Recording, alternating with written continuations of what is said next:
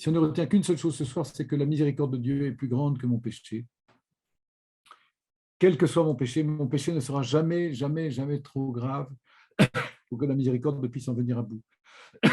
Les flots, les torrents de miséricorde sont incomparablement plus puissants que le pire de nos péchés, qui ne sera jamais, comme dit sainte Thérèse de l'Enfant Jésus, que comme une goutte d'eau dans un océan d'amour, un brasier ardent d'amour. Je voudrais, puisque nous allons entrer dans la semaine sainte, demain, la grande semaine, je voudrais déjà aller au calvaire avec Marie, avec Jean, les quelques femmes, pour suivre Jésus. Et je vais essayer de regarder quelques minutes, de regarder le bon larron. Je vais construire mon affaire en deux parties parce qu'il y a il y a le pardon par rapport à Dieu, le pardon que Dieu me donne, et puis dans le couple, le pardon mutuel de l'un à l'autre. L'un ne peut pas aller sans l'autre. Alors je vais d'abord parler du pardon de Dieu et de la miséricorde de Dieu, avant de parler du pardon dans le couple. Donc le bon larron, je vais commencer le matin du vendredi saint. Il a fait le chemin de croix avec Jésus, avec l'autre larron. Ils sont tous les trois sur la route avec leur croix sur l'épaule. Et ils ont tous les trois l'écriteau autour du cou qui indique le motif de leur condamnation, cet écriteau qui sera cloué sur la croix au-dessus de leur tête. Et le bon larron a remarqué cet homme parce qu'il n'a pas il a pas la tête ordinaire des condamnés qu'on voit d'habitude. D'abord, il est défiguré par la torture, il a été déchiré littéralement par la flagellation. Donc, il est au bord de la syncope à tout moment. Et puis, il est habillé d'une manière étonnante. Il a cette couronne d'épines sur la tête qui lui perce le crâne, enfin, qui est sanguinolent. Et puis, cette espèce de grand manteau rouge qu'on lui a mis en dérision. Et cet écriteau qu'il porte, le roi des Juifs. Bon, là, on se demande... Parce que cet homme, ce qui est très étonnant, c'est que il n'a pas la tête d'un criminel, il n'a pas la tête d'un bandit. Et surtout dès qu'il le rencontre, c'est visible, il manifeste une infinie patience devant les cris, les coups, parce que tout le long du chemin, il y a un déferlement de haine contre lui qui est très, très étonnant. On lui crache à la figure. Pourquoi ces grands prêtres, les scribes, les responsables religieux qui sont déchaînés de haine contre lui, on lui jette des pierres, on crache dessus, on le moque. Enfin, et puis, le bon larron voit bien cette patience qui l'étonne, qui l'impressionne, et qui va se manifester d'une façon plus bouleversante encore au moment où on lui perce les mains et les pieds.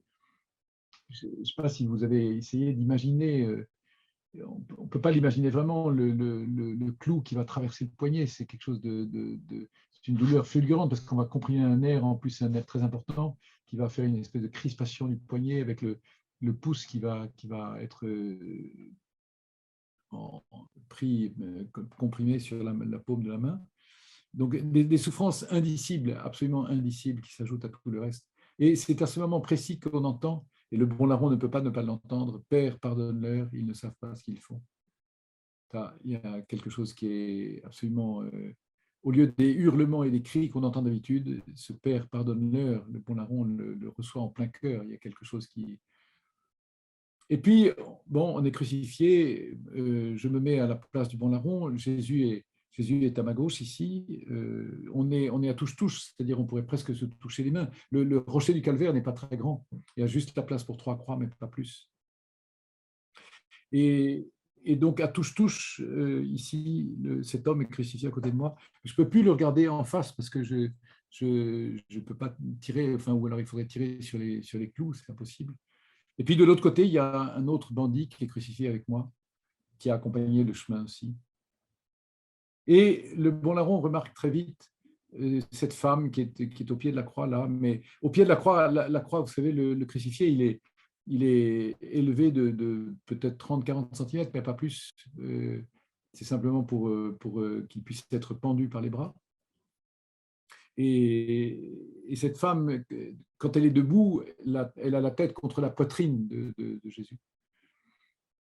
Le bon larron a remarqué cette femme depuis le matin parce que cette femme est bouleversante. Euh, en fait, il a repéré très très vite que c'était la mère du bonhomme qui était à côté de lui. Il ne connaît pas tout ce monde-là. Il a repéré que c'était sa mère. Pourquoi? Parce que c'est le portrait, le fils est le portrait de sa mère. Jamais, jamais un homme n'a ressemblé à sa mère comme Jésus a ressemblé à sa mère. C'est bien simple, il n'a que sa mère à qui il ressemblait. Vous savez, quand on dit, tiens, il a le nez de son père et les oreilles de sa mère, il a le sourire de sa grand-mère, il a le, mais Jésus, il a toute sa mère, il a rien de son père, il est tout entier chair de la chair de Marie. Et Marie immaculée, la perfection, le chef-d'œuvre de la création. Jésus, le plus beau des enfants des hommes. Il y a une ressemblance qui est frappante, tellement frappante. Vous voyez, quand vous voyez un fils qui ressemble à sa mère, là, c'est comme le nez au milieu de la figure. C'est tellement, tellement frappant. Cette femme, elle a la petite cinquantaine, mettons à peu près, hein, si elle a 15 ans au moment de la naissance de Jésus, 33 ans plus tard. Et ce qui est très, très impressionnant, c'est que cette femme, comme le fils, est d'une douceur. Elle n'est pas défigurée par la flagellation, elle est intacte, elle ne saigne pas. Elle est défigurée par la douleur, mais la douleur qui l'embellit presque encore. Et ce qui est très impressionnant, c'est qu'elle elle est d'une douceur et d'une patience. Vous voyez, quand les grands prêtres, quand tout le monde hurle contre Jésus, on a l'impression qu'il y a un amour qui sort d'elle, on ne sait pas d'où elle sort ça. Quoi. Il y a quelque chose qui est incompréhensible. Et au même moment, les pharisiens, le groupe là, juste ici devant, les pharisiens, les grands prêtres, les scribes, les responsables religieux, qui hurlent et puis qui se moquent de Jésus, si tu es Dieu, descends de la croix, à ce moment-là, nous croirons. Et enfin, c'est comme ça dure un bon moment. Je pourrais en parler longtemps, mais il faut que j'avance un peu. Et le type qui est crucifié de l'autre côté embraye le pas et se moque de Jésus en hurlant de colère et de désespoir. Et puis, descend de la croix et puis sauve-nous avec. Et là, ce qui monte dans le cœur du bon larron explose littéralement pendant ce moment-là. On va le lire là, dimanche, dans le récit de la Passion de Saint-Luc, dans la messe des rameaux. Le bon larron explose littéralement. Je le traduis avec le langage du brigand, du criminel. Putain, mais tu vois pas que pour nous c'est justice après ce que nous avons fait, mais lui. Et il a l'innocence de Jésus a cogné, a rencontré son cœur et son péché. C'est-à-dire, il a découvert son péché. Pour nous, c'est justice après ce que nous avons fait, mais lui. Il a découvert l'innocence de Jésus, et à la lumière de l'innocence de Jésus, il a découvert son péché. À la lumière de son péché, il a découvert l'innocence de Jésus. C'est de Jean-Paul II que j'ai appris ça, qui disait la découverte de la miséricorde est contemporaine de la découverte du péché. C'est-à-dire, c'est dans le même mouvement que je découvre et la gravité de mon péché et l'amour de Dieu. Vous vous rappelez, on a lu ça il y a quelques dimanches, là, l'enfant prodigue. Quand il rentre chez son père, il rentre chez son père parce qu'il crève de faim. Il n'a pas encore conscience de son péché. C'est quand il est embrassé, serré dans les bras de son père, qu'il pleure de joie et de bonheur, quand il est dans les bras de son père, qu'il prend conscience de la gravité de son péché qui a blessé tellement le cœur de son père.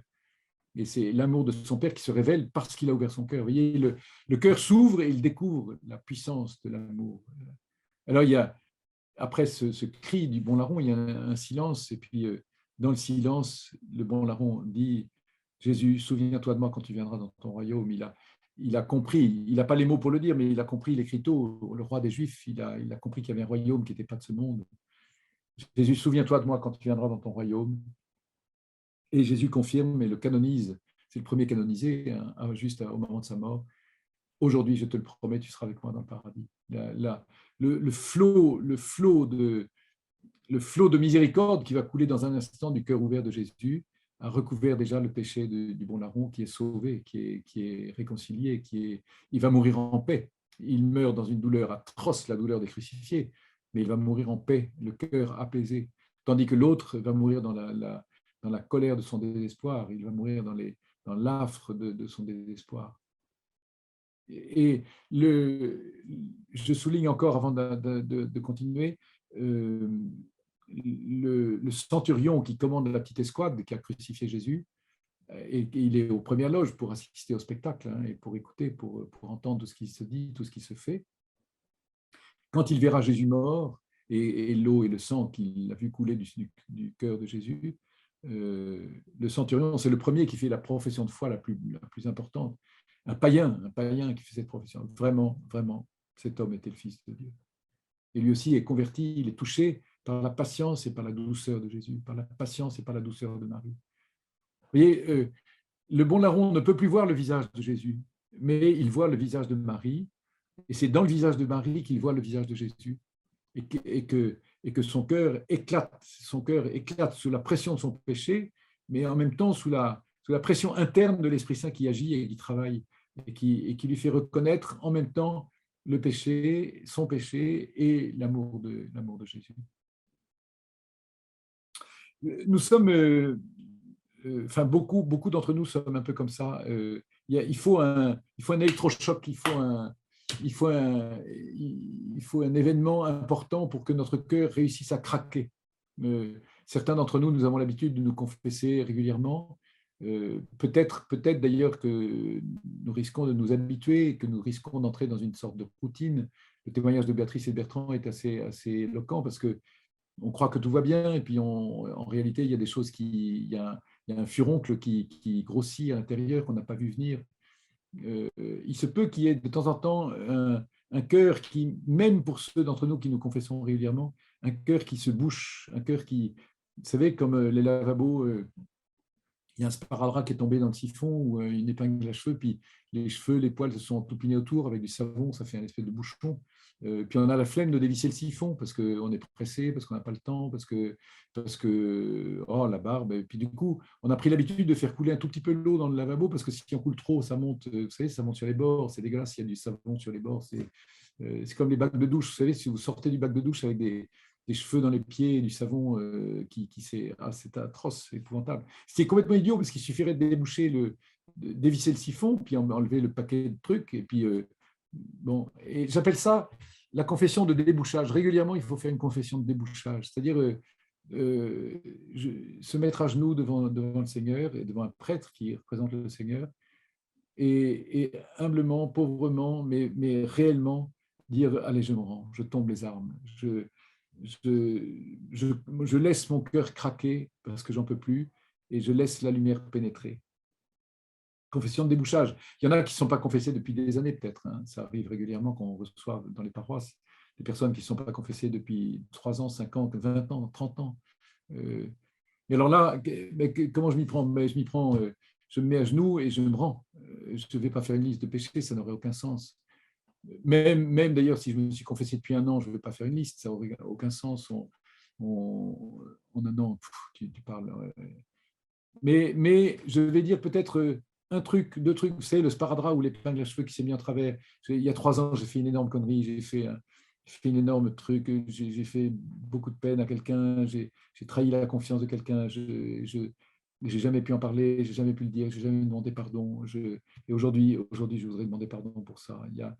Le mois dernier, j'ai fait un mensonge énorme. Et je sais que j'ai fait du tort. Vous voyez, 1 truc, 2 trucs. C'est quand je fais les carreaux, je frotte là où je vois une tache, le reste, je passe un coup de chiffon, je ne vais pas compter les grains de poussière. Mais peut-être même qu'il n'y a même pas de grosses taches. Il y a simplement tellement de poussière que ça finit par faire une croûte. Alors là, je fais craquer la croûte. Le bon larron dans sa confession n'a rien dit. Il n'a pas dit à Jésus: j'ai fait ça, j'ai fait ça, j'ai fait ça, je demande pardon. Il a ouvert son cœur. Tu ne vois pas que pour nous, c'est justice après ce que nous avons fait. Et le bon Dieu sait bien ce qu'il y a dans mon cœur, mais il fallait qu'il se rende, il fallait qu'il craque, et que la lumière pénètre.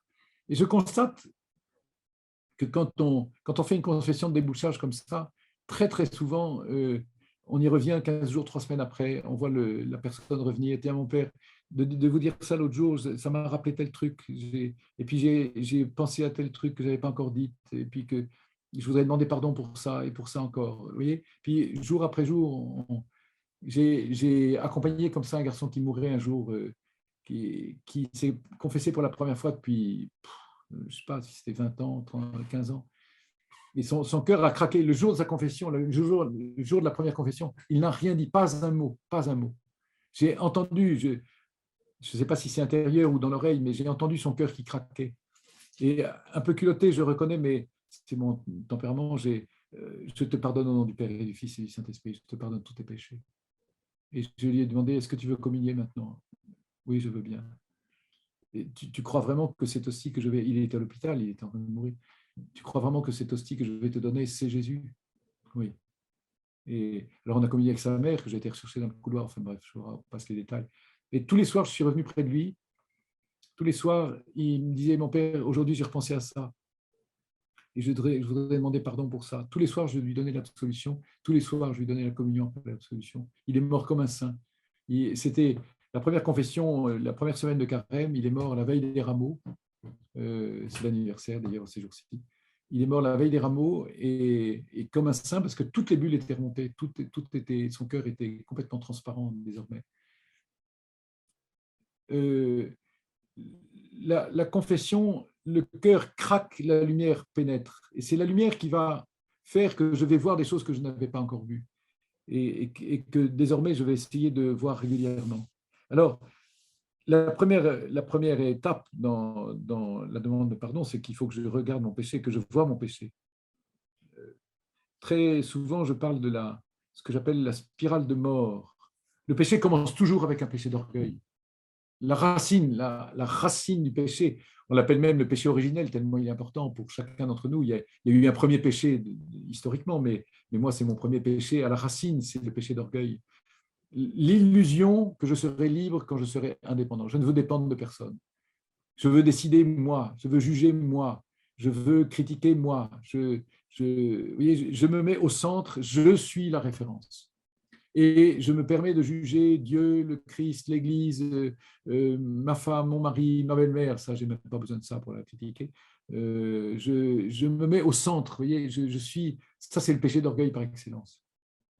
Et le péché d'orgueil, c'est je veux être indépendant, je ne veux pas dépendre de Dieu. Je veux être la source moi-même. Je dis ça souvent aux fiancés ou même aux couples. Le péché consiste à vouloir faire l'amour, au lieu de recevoir l'amour de Dieu pour l'échanger et pour l'exprimer avec des gestes d'amour. Et ça prend une tournure particulière dans le couple, puisque les gestes d'amour vont jusqu'à l'union de la chair et de l'union sexuelle.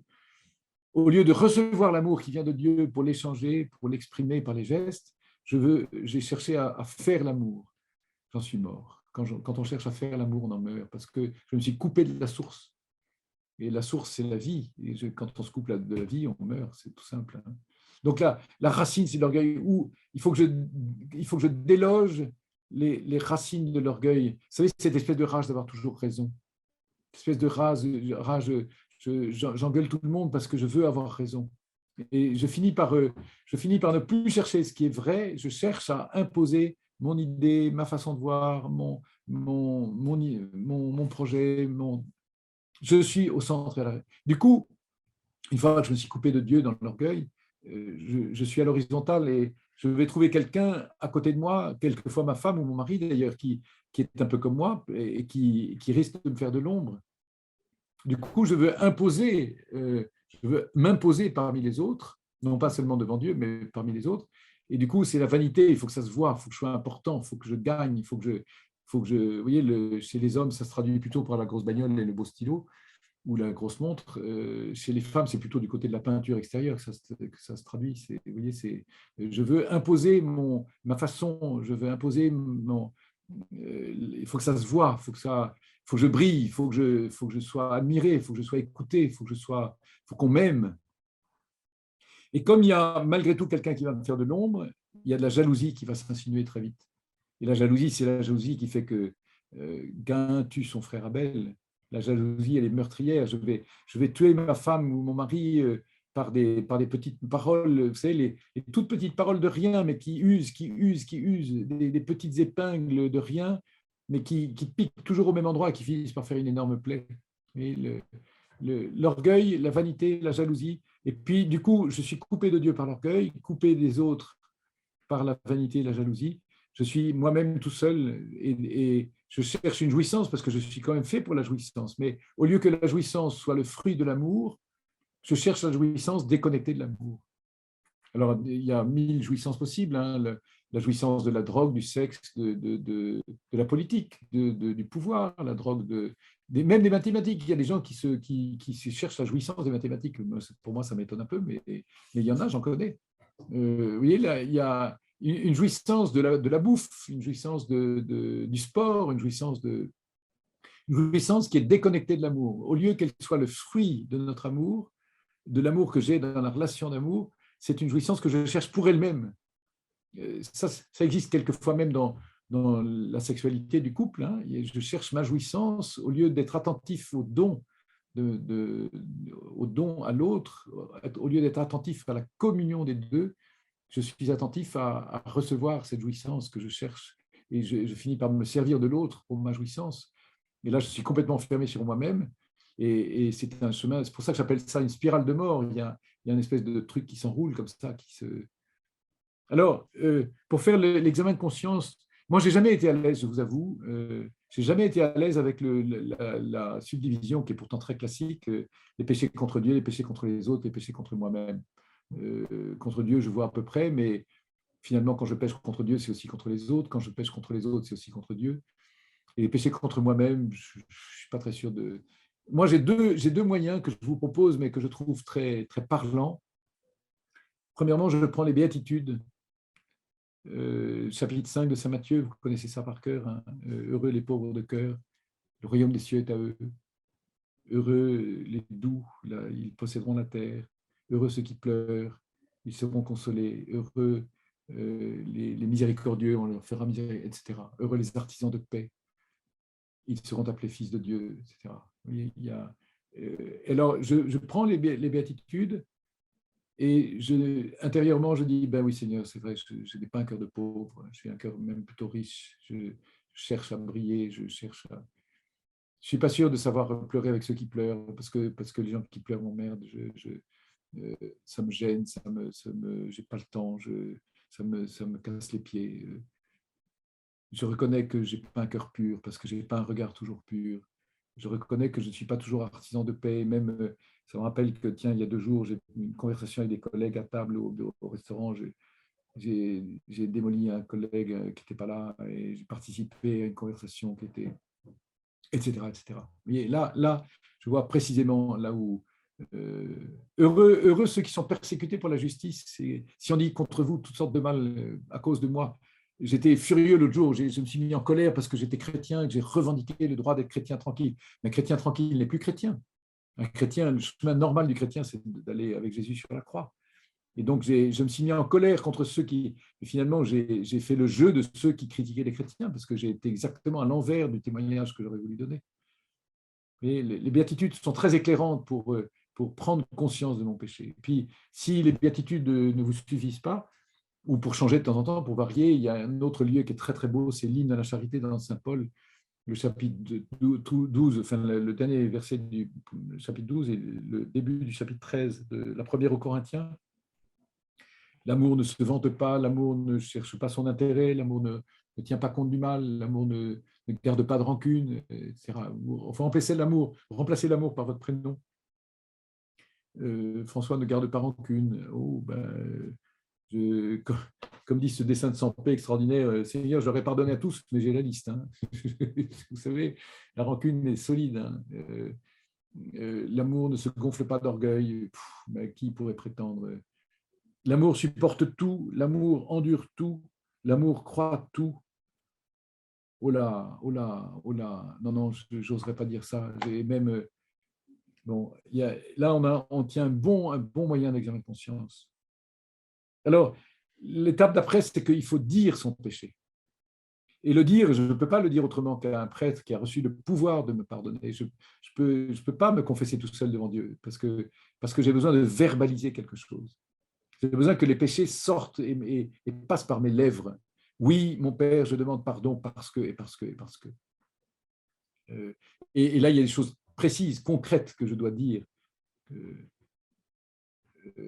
Et je l'ai dit à quelqu'un qui a reçu ce pouvoir de me pardonner au nom du Seigneur, au nom du Seigneur, au nom du Père et du Fils et du Saint-Esprit, je te pardonne tous tes péchés. Vous voyez, parce qu'en parlant au prêtre, qui est un pauvre type et qui se confesse comme moi, hein, c'est à Dieu que je m'adresse à travers lui. Et non pas je m'excuse ou je suis désolé, non, je demande pardon parce que. Alors, je vous disais tout à l'heure, ne faisons pas de liste. Et même, on a quelquefois un peu peur parce que, oh mon père, dans la confession, je dis toujours la même chose. Ben oui, ben oui. Mais vous savez, quand je me coupe les cheveux, c'est toujours les mêmes cheveux que je coupe, avec les mêmes épis aux mêmes endroits. Mais malgré tout, avec l'âge, ça finit par blanchir et ça finit par tomber un peu. Il y en a moins. C'est comme les péchés. Ça finit année après année, il y en a un peu moins. Vous voyez, quand je tonds la pelouse chez ma mère, c'est toujours la même herbe que je tonds et les mêmes mauvaises herbes aux mêmes endroits, toujours, toujours, toujours. Mais quand je commence à ne plus tondre sous prétexte que c'est les mêmes mauvaises herbes, j'ai une forêt vierge, c'est complètement idiot. Vous voyez, c'est à force de tondre et de tondre que petit à petit, je domestique la pelouse. Vous voyez, et n'ayons pas peur de dire toujours les mêmes choses, ça n'a aucune importance. Au passage, Dieu n'a pas de mémoire. Dieu n'a pas de mémoire. Mais Seigneur, je te dis la même chose que le mois dernier. Ah bon, mais qu'est-ce que tu m'as dit le mois dernier? Ben, tu ne te rappelles pas? Mais non, je ne me rappelle pas. Mais tu m'as pardonné. Ah bon, mais je t'ai pardonné. Ben oui, mais donc le péché n'existe plus. Donc Dieu n'a pas de mémoire. C'est important de se dire ça. Dieu n'a pas de mémoire. C'est nous qui avons une mémoire. Moi, j'ai la mémoire de mon péché parce que Dieu m'en laisse la mémoire pour que je me rappelle et que je ne m'enorgueillisse pas. Vous voyez, quand je suis tenté de juger les autres, quand je suis tenté de regarder les autres un peu haut, j'ai la mémoire qui me dit hey, oh, doucement, hein, tu te rappelles que tu es capable aussi de faire des trucs. Bon. Mais le péché qui est pardonné, il est dissous. Il est dissous par l'amour de Dieu. Il n'existe plus. Il n'existe plus. Vous voyez, que chaque fois qu'on entend, et j'entends ça de temps en temps, ça me met hors de moi, quand on entend qu'à l'entrée du ciel, il y a le bon Dieu avec son petit carnet qui dit alors, tu as fait ça, tel jour, tu as fait ça, tel truc, je serai jugé sur ce que j'ai fait. Nanana. Bon, alors je fais le compte, bon, ça vaut tant de purgatoire. Mais bon sang de bonsoir, mais quelle vision avons-nous de Dieu? Quelle vision avons-nous de Dieu? Le Dieu est un père qui va m'accueillir comme l'enfant prodigue, il est remis dans ses tripes. Alors peut-être qu'il faut que le temps de décrasser l'enfant qui rentre de trucs, mettez-lui une robe blanche, il a fallu lui faire passer la douche avant. Peut-être qu'il y aura un petit bout de purgatoire pour décrasser ce qu'il faut décrasser encore, pour pouvoir jouir définitivement de l'amour de Dieu et de la béatitude. Mais au fond, l'amour de Dieu, lui, il est sans limite, il est sans réserve, il est sans condition, inconditionnel.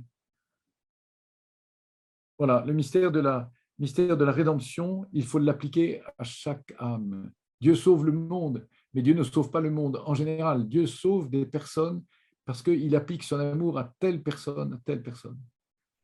Alors, je vous propose, alors pour terminer, ben, le prêtre en général me donne une pénitence ou une pénitence pour. Qu'est-ce que c'est que la pénitence? C'est l'acte par lequel je veux montrer au Seigneur le désir que j'ai de l'aimer davantage. Mais la pénitence, c'est pas pour gagner des points ou gagner des images, c'est pour manifester au Seigneur le désir que j'ai de l'aimer mieux. Comme pénitence, souvent, je dirais aux époux, ben, votre pénitence, c'est le prochain baiser que vous allez faire à votre épouse ou le prochain sourire que vous ferez à votre époux.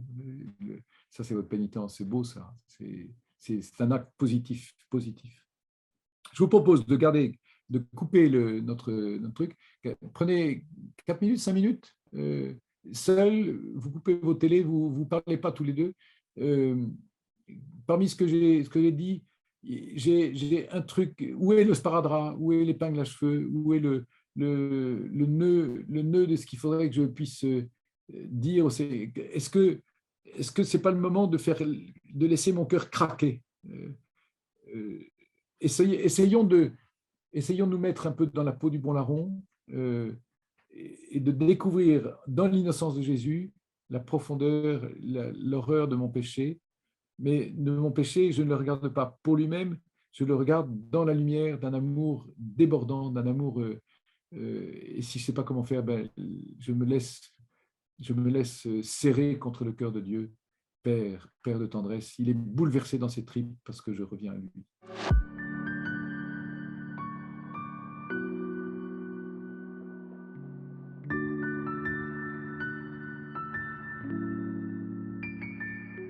Alors,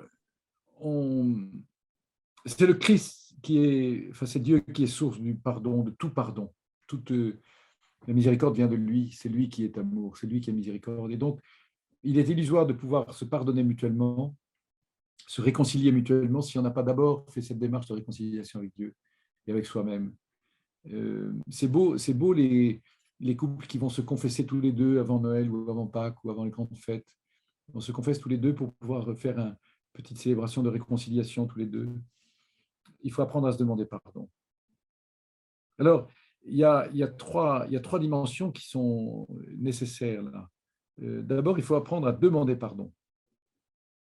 Il y en a parmi vous qui savent le faire très bien, hein, mais euh, quelquefois, on se contente de dire je suis désolé ou je m'excuse ou non, non, je te demande pardon.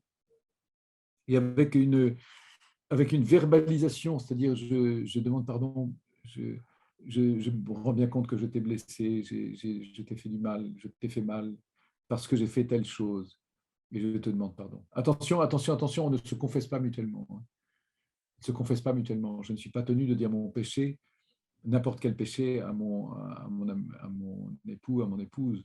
Il y a des péchés que je ne dirai qu'au confesseur. Mais ce qui nécessite une réconciliation, c'est ce qui entrave la vie commune, c'est ce qui entrave la vie du couple, ce qui modifie notre amour, ce qui m'empêche d'aimer, de t'aimer et quelque chose qui te blesse directement.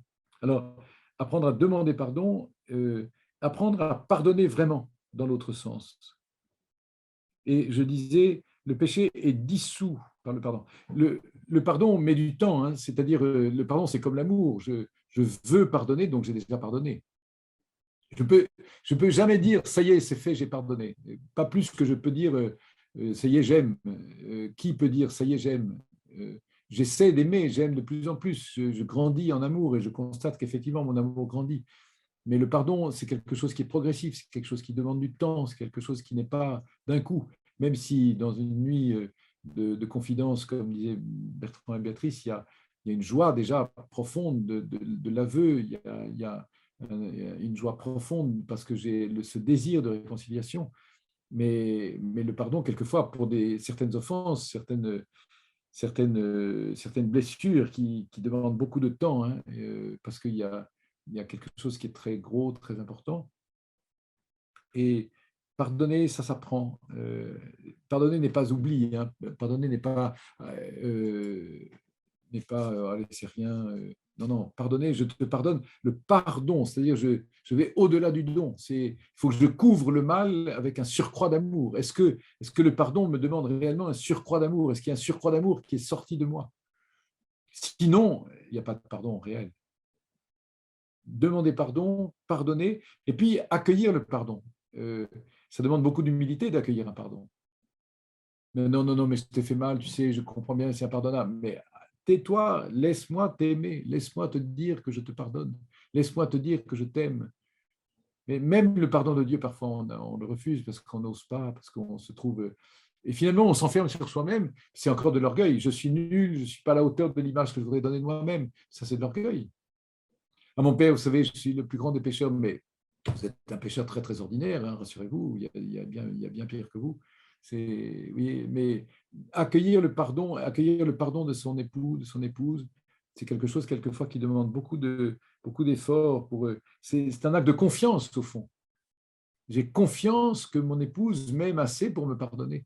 J'ai confiance que mon époux m'aime assez pour me pardonner, pour recouvrir ma faute d'un surcroît d'amour. Alors, pour faire cette démarche, il faut se mettre en condition. Parce que je ne peux pas faire ça le dimanche soir entre les histoires des enfants qui sont malades, les factures d'électricité, la belle-mère qui nous embête la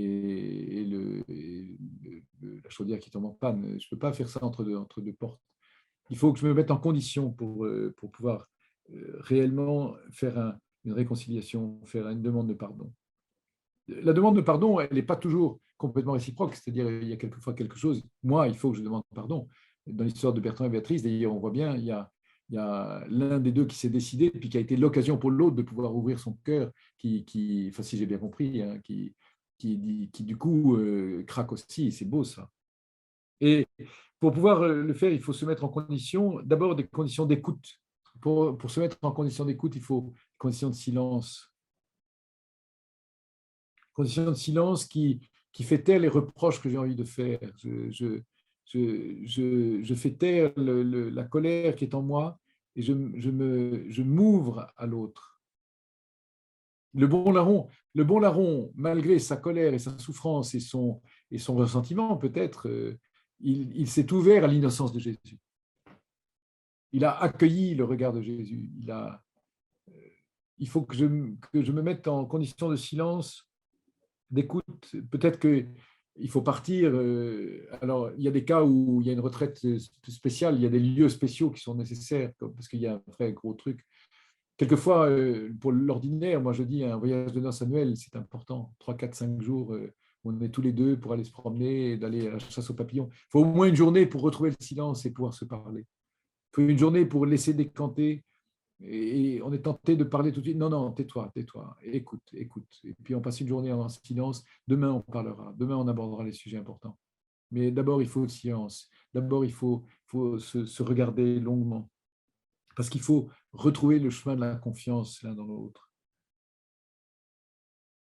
Et puis ensuite, il faut dire, comme je disais tout à l'heure, il faut verbaliser, dire sa confiance, oser dire, oser confier sa peine. Mais j'ai de la peine parce que j'ai été fait de la peine. Je souffre de ta souffrance.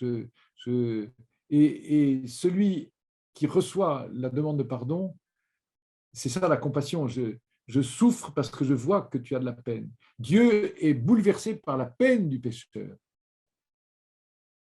Vous voyez, la femme qui reçoit son mari qui vient lui demander pardon, ah ben dis donc, il est bien temps. Enfin, tu te décides. Alors là, pour couper les effets, c'est pas mal. Hein. La femme qui pleure parce qu'elle voit son mari qui souffre et qui enfin peut parler, et la femme qui l'accueille en pleurant, ça y est, c'est gagné. Il y a quelque chose qui est... C'est bouleversant d'ailleurs.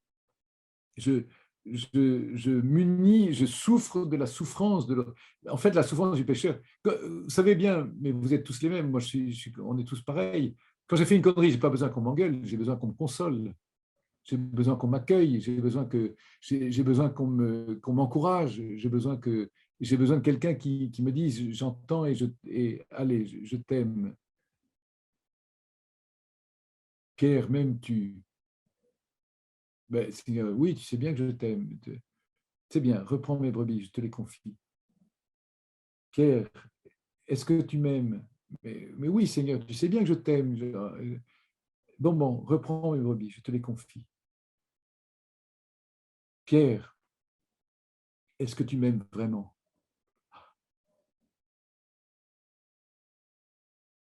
J'en sais rien. C'est toi qui sais. C'est toi qui sais si je t'aime. Moi, je ne sais plus. Je mettais toute ma confiance en moi. Je me suis pris les pieds dans le tapis et cocorico, vous savez, je le retiens le cocorico. Hein. Non, je ne sais plus. C'est toi qui sais si je t'aime. Bon, alors je te confie mes brebis, prends-les. Et là, Pierre est parti dans l'humilité. Jésus l'a entendu. Oui, mon amour, est-ce que tu m'aimes? Mais tu sais bien que oui, mais c'est bien, je te redonne tout. Et 3 fois, la troisième fois, il faut parvenir à ça, mais c'est toi qui sais si je t'aime. Mon chéri, est-ce que tu m'aimes? Est-ce que tu m'aimes? Mais c'est toi qui sais. Est-ce que notre confiance mutuelle est telle que, et pour la confiance mutuelle, il faut qu'il y ait une réelle réconciliation entre les deux. Accueillir l'autre. Demander pardon sans se justifier. Tu sais, j'ai fait ça, mais il faut dire aussi que j'avais quand même des excuses parce que alors, là, je casse tout. Oui, j'ai peut-être des circonstances atténuantes, mais ce n'est pas la peine de les dire, on va les découvrir un jour. Peut-être que s'il y a ce voyage de noces annuel qui nous permet une réconciliation annuelle, il faut retrouver une liturgie de la réconciliation, du pardon régulier, euh, et de ne pas attendre un non pour dire les trucs importants. Peut-être que au voyage de noces annuel, on va refaire le point général sur toute notre vie, tous les dimensions de notre vie conjugale, de notre vie de famille et de notre vie conjugale. Mais peut-être qu'on pourrait inventer une petite liturgie du pardon toutes les semaines ou tous les mois, j'en sais rien. C'est à chacun de voir un peu une liturgie toute simple, on va dire je confesse à Dieu ensemble, on va lire les béatitudes ensemble, on va lire un texte de la parole de Dieu, peut-être le samedi soir avant la messe du dimanche, et puis on va dire ensemble un acte de contrition et dire l'un à l'autre, l'un puis l'autre, je te demande pardon, je te pardonne, j'accueille ton pardon. Je pense que vous pouvez mettre au point, je conseille ça beaucoup aux couples, mettre au point une petite liturgie du pardon régulière, qui ne demande pas de réinventer chaque fois, mais qui nous met, on sait que dans ce moment-là, on peut dire des choses que dans les moments habituels, on ne peut pas dire.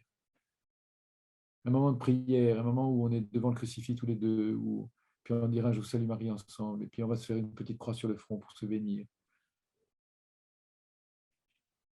Je pense que le moment de Pâques est très, très favorable. La Semaine Sainte est très favorable à ça. Et c'est beau que nous ayons cette rencontre juste avant la Semaine Sainte parce que c'est le moment du grand pardon. Vous savez, le Yom Kippour chez les Juifs, c'est encore ça. Mais sauf que pour les Juifs, il faut recommencer chaque année parce que on envoie le bouc émissaire au désert. Le pardon de nous vivons et nous revivons la réalité qui est perpétuellement présente au milieu de nous, du Christ qui donne sa vie. Le Christ, il est mort une bonne fois pour toutes, il est ressuscité une fois pour toutes, mais il continue son mystère dans son Église. Il continue son mystère à travers la célébration de l'Eucharistie régulièrement, et nous faisons mémoire d'une façon particulière dans les mystères pascals de cette réalité où le Christ donne sa vie, il meurt pour nous. Et du coup, vivre ça en couple, c'est une très belle occasion de vivre une réconciliation de couple, une réconciliation familiale. Peut-être qu'une fois fait ça entre époux, on pourrait associer nos enfants aussi à cette démarche de réconciliation, pourquoi pas. Où on demande pardon aussi aux enfants pour tel ou tel moment où on s'est emporté, où on s'est mis en colère bêtement, ou peut-être qu'on peut leur demander pardon parce qu'on a critiqué ouvertement telle ou telle personne devant eux, pendant un repas, on s'est laissé aller à dire du mal de tel ou tel, ou on pourrait demander pardon aux enfants de ça, pourquoi pas. Et peut-être que les enfants, du coup, pourront demander pardon à leurs parents d'avoir. C'est beau une réconciliation familiale. On est plus fort, on est plus. Il y a une paix qui s'installe. Vous savez, le pardon permet un abandon nouveau. Je fais souvent des homélies de mariage comme ça. Don, pardon, abandon. L'amour est toujours un don, d'abord un don. Je te reçois comme époux, je me donne à toi, je te reçois comme épouse, je me donne à toi. L'amour, c'est d'abord un don. Mais immanquablement, il y a des blessures dans l'amour. Nous sommes pécheurs, il n'y a rien à faire, nous sommes pécheurs. Et donc, immanquablement, nous allons nous blesser, même quelquefois sans le vouloir. Nous allons nous blesser, et donc, il faut qu'il y ait un pardon entre nous. C'est absolument nécessaire. On ne peut pas prétendre vivre l'amour sans se pardonner. Et c'est pour l'avoir oublié que beaucoup de couples arrivent à des moments de blocage, des moments où c'est grippé, ça ne marche plus. Quelquefois même tellement grippé qu'on ne peut plus avancer. Don, pardon, abandon. C'est beau un homme qui peut de nouveau s'abandonner dans les bras de son épouse. Une épouse qui peut s'abandonner dans les bras de son époux.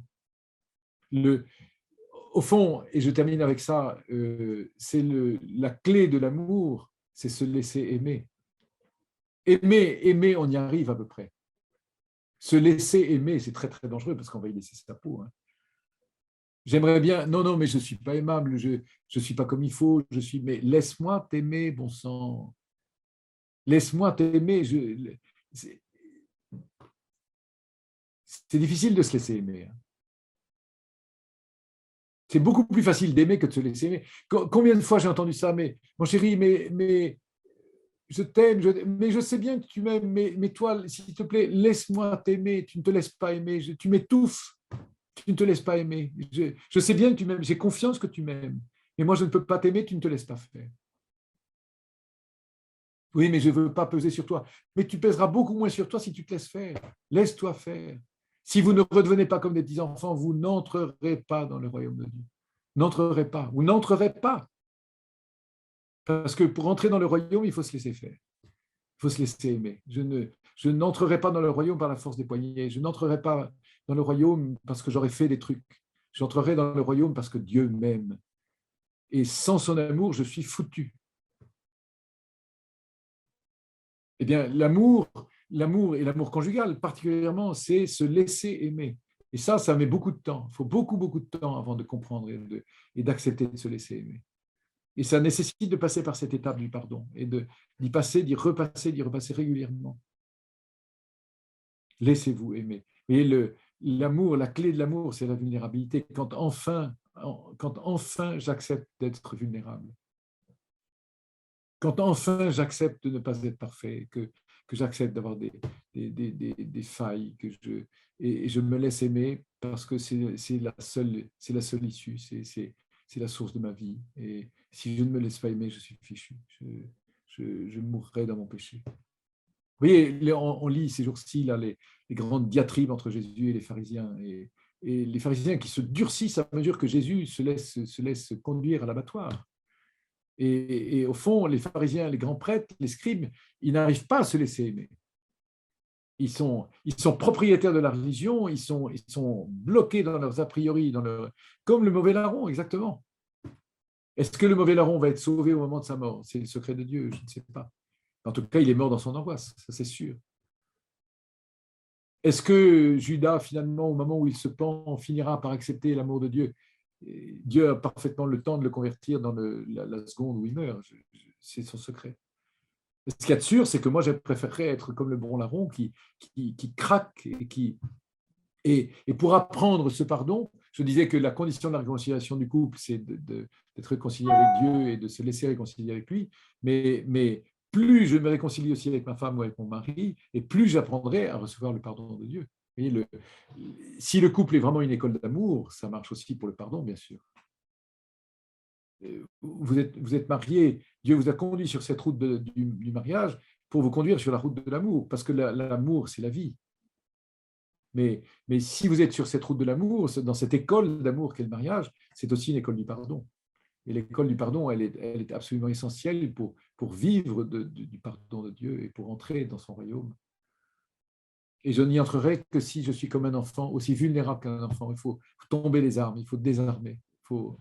Mais c'est beau ça. Regardez les vieux qui s'aiment, 60, 70 ans de mariage, c'est tellement beau, tellement beau. Ils sont dans une tendresse, ils sont dans une délicatesse, mais ils continuent à se confesser. Et les saints continuent à se confesser. On se dit, mais qu'est-ce qu'ils ont à dire? Bon sang, qu'est-ce qu'ils ont à dire? Mais qu'ils n'aiment pas encore assez, qui ne sont pas encore à la hauteur de l'amour qu'on leur donne. Et les saints sont bouleversants parce qu'ils découvrent encore plus la moindre petite tache sur du cristal pur, ça se voit tout de suite. Quand la maison est crasseuse partout, on ne voit pas les taches, hein, on renverse un truc, on n'a même pas vu. Mais quand la maison commence à être vraiment propre et bien dégagée, la moindre chose se met en travers. Allez, je vous souhaite une belle semaine sainte et puis pourquoi pas une belle séance, belle liturgie de réconciliation entre vous. Je suis sûr, je n'ai pas besoin d'inventer beaucoup, mais je suis sûr qu'on en a tous besoin. Et vous, comme couple, vous en avez tous besoin, ça j'en suis certain. Merci beaucoup et je prie pour vous tous et priez pour moi.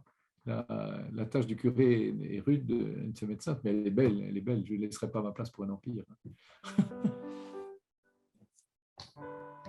Je suis sauvé, aimé, pardonné par ta grâce. Je suis sauvé, aimé, pardonné par ta grâce. Ta grâce vient me libérer, ta grâce vient me racheter. C'est par la foi que je suis sauvé. Ta grâce vient me libérer, ta grâce vient me racheter. C'est par la foi que je suis sauvée. Je suis sauvée, aimée, pardonnée par ta grâce. Je suis sauvée, aimée, pardonnée par ta grâce.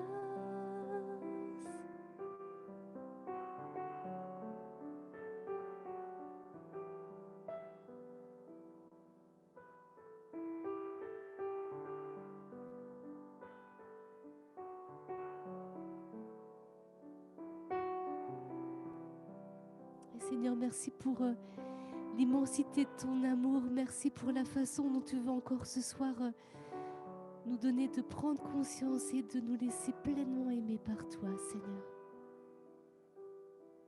Merci pour ce temps de cœur à cœur avec toi. Ce temps où simplement nous pouvons être tes enfants, tellement aimés.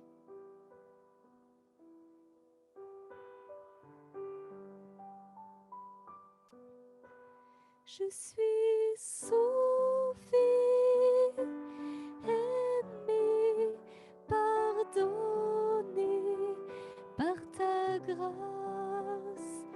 Je suis sauvée, aimée, pardonnée par ta grâce. Ta grâce vient me libérer, ta grâce vient me racheter. C'est par la foi que je suis sauvée. Ta grâce vient me libérer, ta grâce vient me racheter. C'est par la foi que je suis sauvée. Je suis sauvée, aimée, pardonnée par ta grâce. Je suis sauvée, aimée, pardonnée par ta grâce. Seigneur, nous te rendons grâce pour tes merveilles. Nous te rendons grâce pour les flots de miséricorde, le torrent d'amour que tu déverses sur nos péchés, sur nos blessures. Et nous voulons te remercier et te rendre grâce pour les réconciliations que tu permets entre nous et ce que tu fais, ce que tu feras chez nous pour que nous puissions vivre davantage dans l'amour, dans la vérité, dans la confiance mutuelle. Nous t'offrons, Seigneur, et nous te demandons de visiter ces zones de notre vie, de notre cœur, de nos cœurs qui sont encore un peu obscurs, qui sont des zones que nous n'avons pas envie d'aller visiter, d'aller ouvrir. Que ton Esprit Saint y fasse de la lumière, que nous y voyions plus clair pour que nous puissions ouvrir nos cœurs à ta grâce, que nous puissions les ouvrir les uns à l'autre mutuellement. Réconcilie nos familles, Seigneur, réconcilie nos familles. Que nous puissions donner le témoignage que tu attends de nous, le témoignage de l'amour vivant, de la communion des cœurs. Dans ce monde en guerre, dans ce monde si douloureux, donne-nous de témoigner que la puissance de l'amour, la puissance de la réconciliation est possible, la puissance du pardon est possible, est plus forte que toutes les guerres, toutes les horreurs.